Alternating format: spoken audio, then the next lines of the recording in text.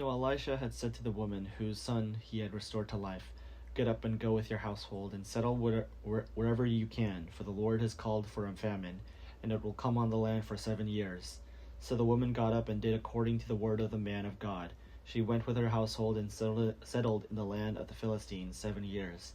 At the end of the 7 years, when the woman returned from the land of the Philistines, she set out to appeal to the king for her house and her land. Now the king was talking with the Gehazi, the servant of the man of God, saying, "Tell me all the great things that Elisha had done." While he was telling the king of Elisha had restored a dead person to life. The woman whose son he had restored to life appealed to the king for her house and her land. Gehazi said, "My lord king, here is the woman, and here is her son whom Elisha restored to life." When the king questioned the woman, she told him. So the king appointed an official for her, saying, "Restore all that was hers, together with all the revenue of the fields from the day that she left the land until now." Elisha went to Damascus while King Benhadad of Aramean was ill. When it was told him, "The man of God has come here," the king said to Hazael, "Hazael, take a present with you and go to meet the man of God. Inquire of the Lord through him whether I shall recover from his illness." So Hazael went to meet him, taking a present with him, all kinds of goods of Damascus, 40 camel loads. When he entered and stood before him, he said, "Your son King Benhadad of Aramean was sent me to you, saying, 'Shall I recover from this illness?'"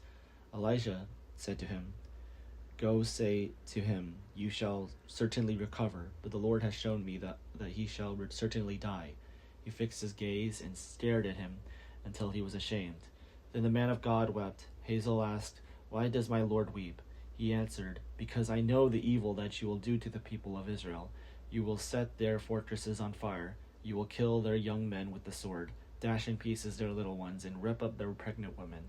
Hazael said, "What is your servant, who is a merged dog, that he should do this great thing?" Elisha answered, "The Lord had shown me that you are to be king over Adam." Then he left Elisha and went to his master Benhadad, who said to him, "What did Elisha say to you?" And he answered, "He told me that you would certainly recover." But the next day he took the bed cover and dipped it in water and spread it over the king's face until he died. And Hazael succeeded him. In the 5th year of King Joram, son of Ahab of Israel, Jehoram, son of King Jehoshaphat of Judah, began to reign. He was 32 years old when he became king, and he reigned 8 years in Jerusalem. He walked in the way of the kings of Israel, as the house of Ahab had done, for the daughter of Ahab was his wife. He did what was evil in the sight of the Lord, yet the Lord would not destroy Judah for the sake of his servant David, since he had promised to give a lamp to him and his descendants forever. In his days, Edom revolted against the rule of Judah and set up a king of their own. Then Joram crossed over to Zair with all his chariots. He set out by night and attacked the Edomites and their chariot commanders who had surrounded him. But his army fled home. So Edom has been in revolt against the rule of Judah to this day. Libnah also revolted at the same time. Now the rest of the acts of Joram and all that he did, are they not written in the book of the annals of the kings of Judah? So Joram slept with his ancestors and was buried with them in the city of David. His son Ahaziah succeeded him. In the 12th year of King Joram, son of Ahab of Israel, Ahaziah, son of King Jehoram of Judah, began to reign. Ahaziah was 22 years old when he began to reign.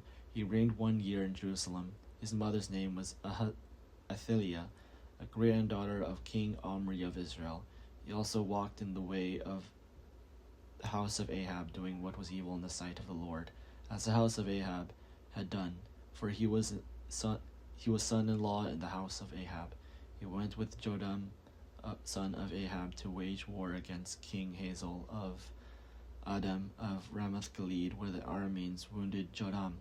King Joram returned to be healed in Jezreel of the wounds that the Arameans have inflicted on him at Ramah. When he fought against King Hazael of Adam, King Ahaziah, son of Joram of Judah, went down to see Joram, son of Ahab, in Jezreel, because he was wounded.